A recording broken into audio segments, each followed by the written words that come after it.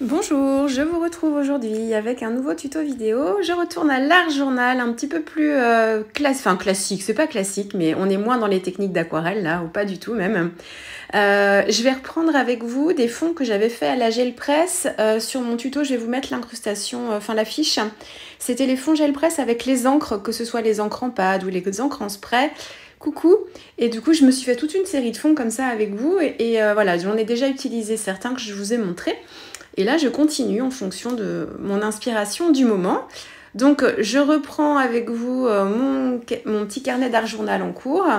Et j'avais fait, en fait, avec un ancien fond, justement, gel press de cette session-là, ma petite Rosie.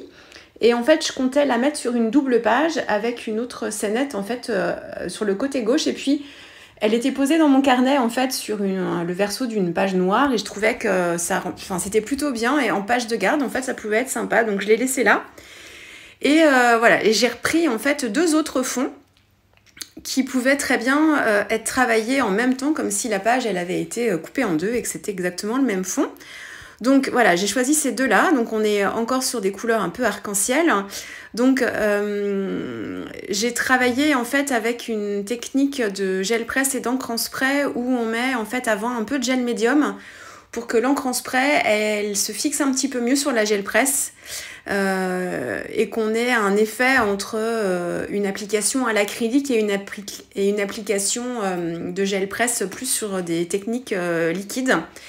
Donc voilà, vous aurez la vidéo en incrustation. Donc j'ai repris ces deux fonds là et voilà, je vais travailler dessus. Donc ça c'est un pochoir Art by Marlène que je viens juste d'acquérir. C'est de la dernière collection, j'avais pas tout pris d'un coup, j'avais espacé un petit peu. Je me m'étais laissé le temps de la réflexion, on va dire.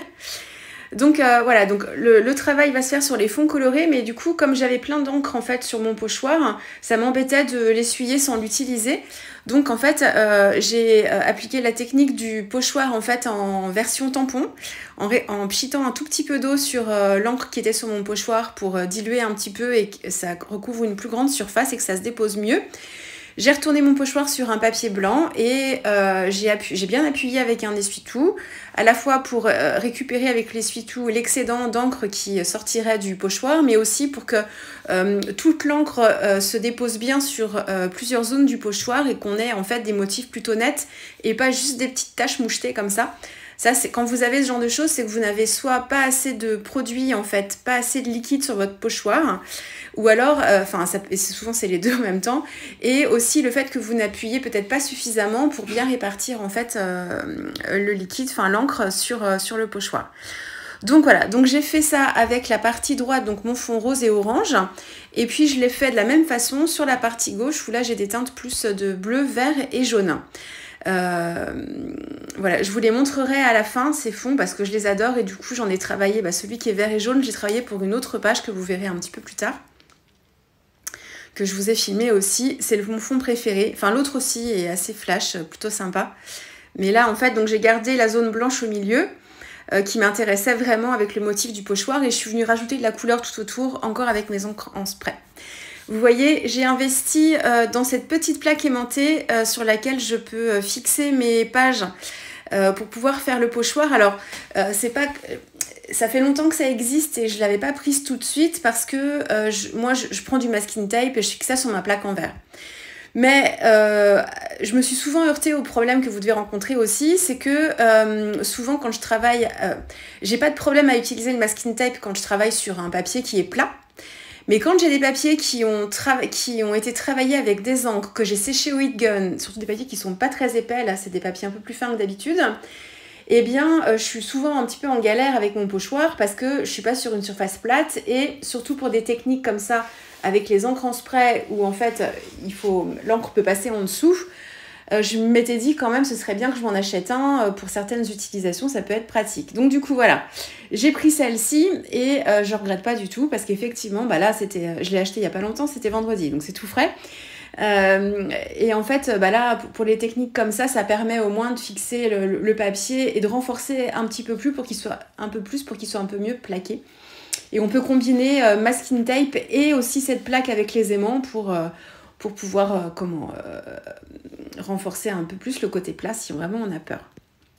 Donc très bon investissement. Attention, si vous chauffez dessus, c'est pas forcément fait pour ça, hein.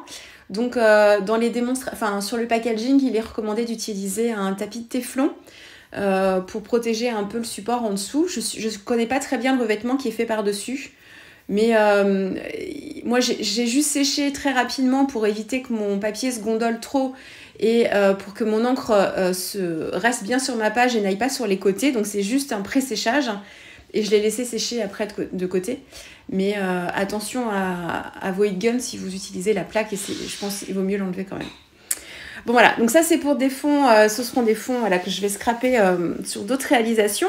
Donc pour cela, donc vous voyez, pour l'instant c'est assez simple, juste un motif de pochoir en ton sur ton. J'ai repris exactement les mêmes encres qui m'avaient servi pour mon fond sur ma gel presse, donc c'est tout pareil.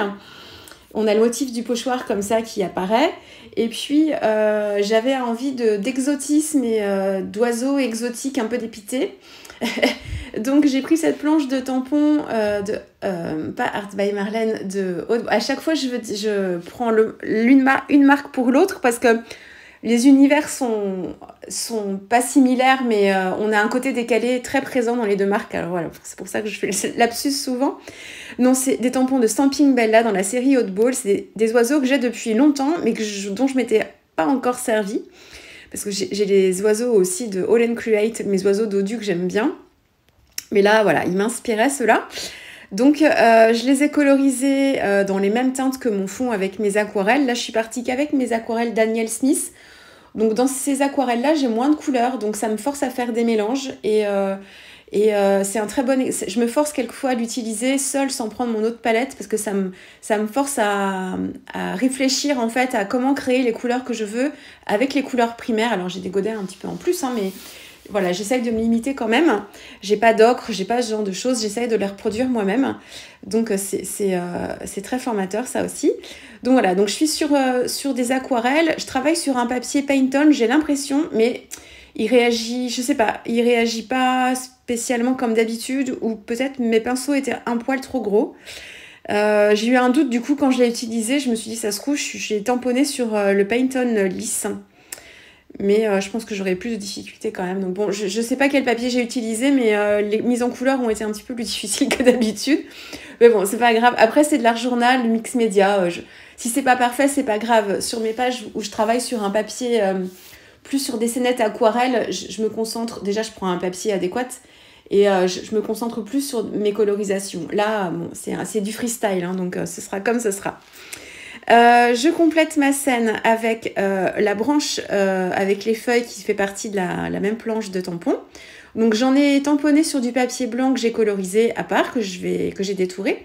Et puis pour compléter la scène, j'en ai tamponné directement sur le fond de page et je les colorise directement dessus pour qu'elles se fondent un petit peu dans le fond, qu'on ait un effet, un premier plan, arrière-plan un petit peu. Et pour coloriser les feuilles, je reprends les mêmes couleurs. J'essaye de me rapprocher des couleurs de mon fond, toujours avec mes aquarelles. Alors, pour travailler un petit peu plus mon fond de page, donc j'ai fait du ton sur ton, mais je sais plus ce que j'ai utilisé. Je sais plus ce que j'ai utilisé là d'un coup, puis je vois plus ma planche. J'ai cherché dans mes encres. En fait, vous savez, les encres en spray que j'ai utilisées, c'est les Distress Stain en spray.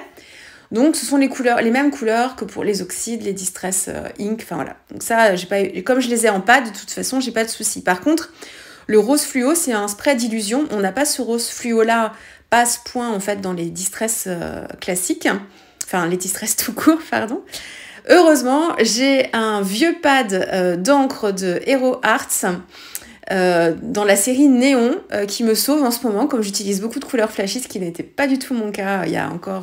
peut-être 4 ans, 4-5 ans.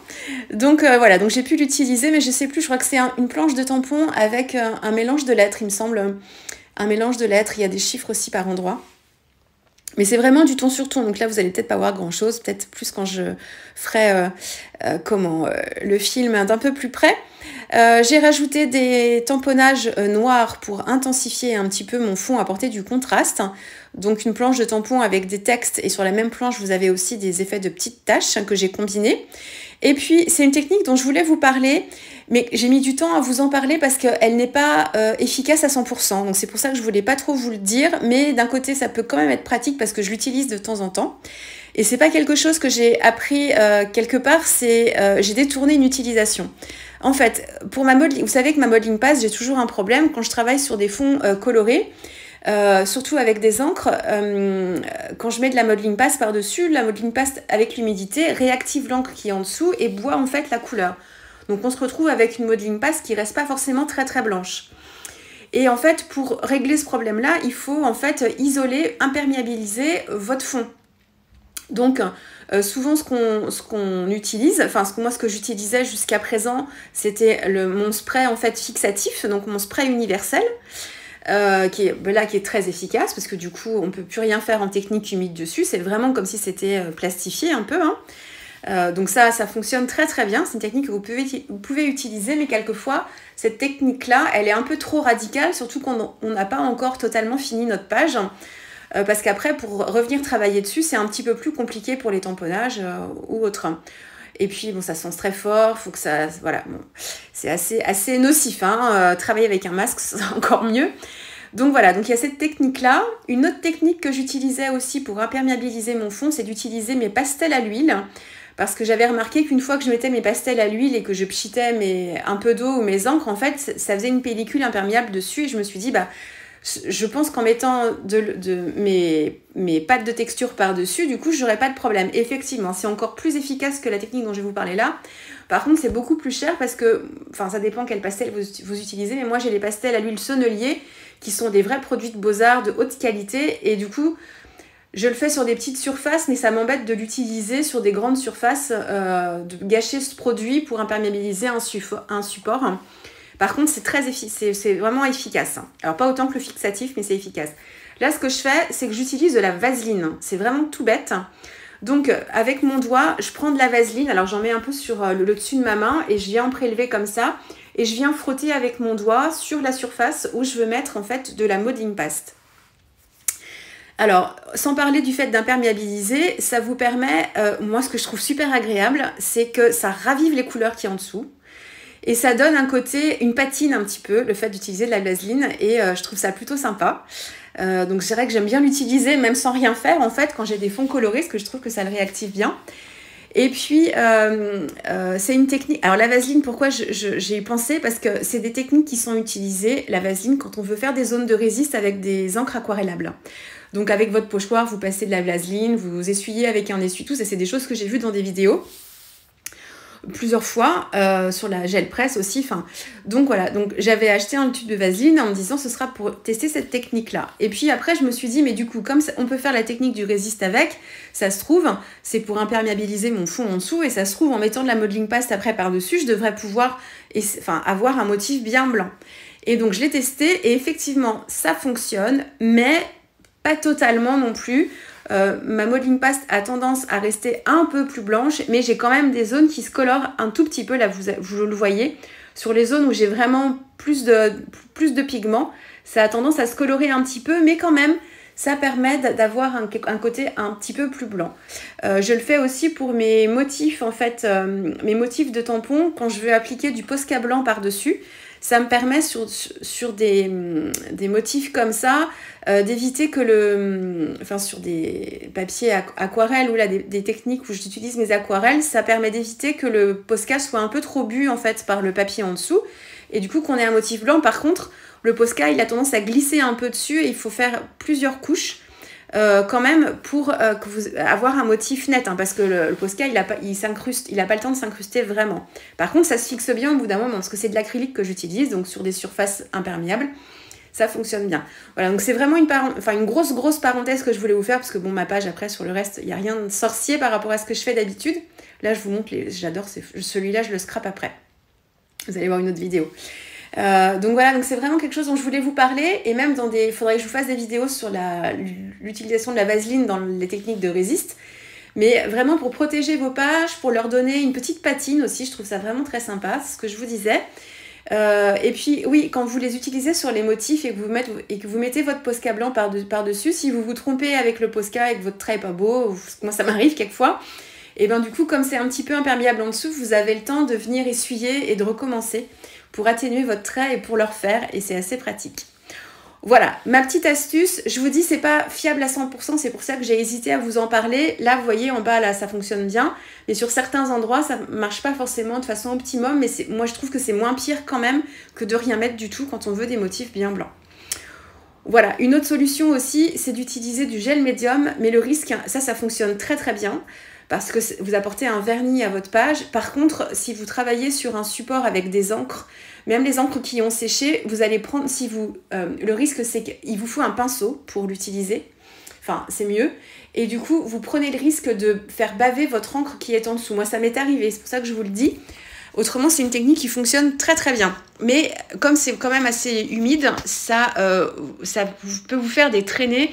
Et si vous avez des zones dans votre papier qui sont blanches et que vous passez votre pinceau, vous risquez d'avoir des traînées de couleur en fait sur vos zones blanches. Donc c'est pour ça que c'est sympa, mais il faut vraiment savoir sur quoi vous travaillez pour pouvoir utiliser tel ou tel produit. Voilà, j'ai été bavarde sur ça, mais je voulais vous en parler quand même pour vous donner ce petit truc. Voilà, bon, la Blasine, moi j'ai acheté ça en pharmacie, j'en trouvais pas dans les grandes surfaces, et on peut prendre n'importe quoi, on s'en fiche. Là encore, c'est comme pour le brumisateur, je l'utilise pas sur ma peau, donc le bas de gamme ça suffit largement. Voilà, je vous laisse avec les photos.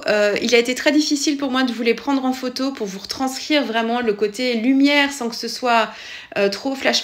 J'ai utilisé aussi ma pâte de texture licorne de Finaber, là, les textures pâte à effet, parce qu'elle est transparente et qu'après il y a plein de paillettes différentes, et en fait comme j'ai un fond très très coloré, multicolore, du coup les paillettes elles se mêlent vraiment dans le fond, et je l'ai appliqué au doigt pour pas avoir de matière et vraiment avoir qu'un effet pailleté et pas texture.